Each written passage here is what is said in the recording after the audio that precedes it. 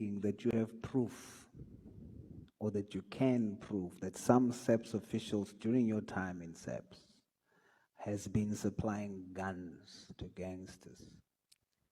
I have evidence.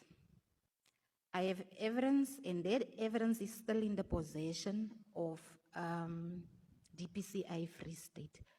Brigadier Mafojani. I printed everything for them.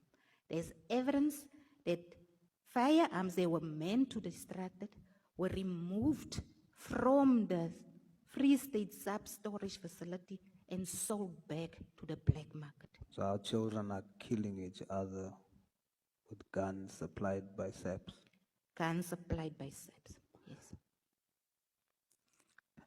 Name the people in SAPS whom you can prove is corrupt. I will start with General Lysia. Then I will go to the Provincial Commissioner of Free State. Then I will go to the Deputy Provincial Commissioner of Free State. Then I will go to General Sibia. I will add General Kumalo and General Lushaba. If you want me to sit yet for the whole night, but currently now I can tell you safely that Free State SAPS is a crime scene.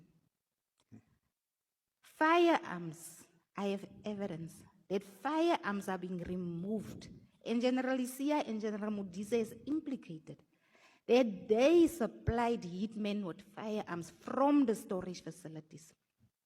Those firearms killed witnesses, and those firearms are now in the possession as a result of the Mr. Nguru's evidence that he provided. Mr. Nguru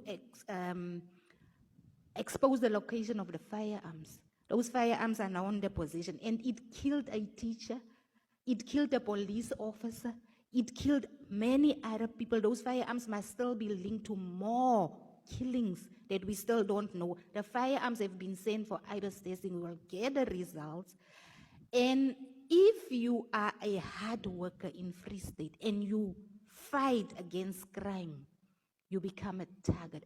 Currently, we sit with the situation where anti-gang members were arrested by anti-corruption, whereby they went to Nigerians, take the drugs, take the money, and they take them for themselves and they release them.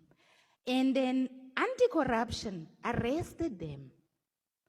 There were evidence, there were witnesses, and then a general, Mukalake, she found them not guilty on the departmental trial while they are still on trial in court. They were arrested a second time for the same offenses, and they were found not guilty again.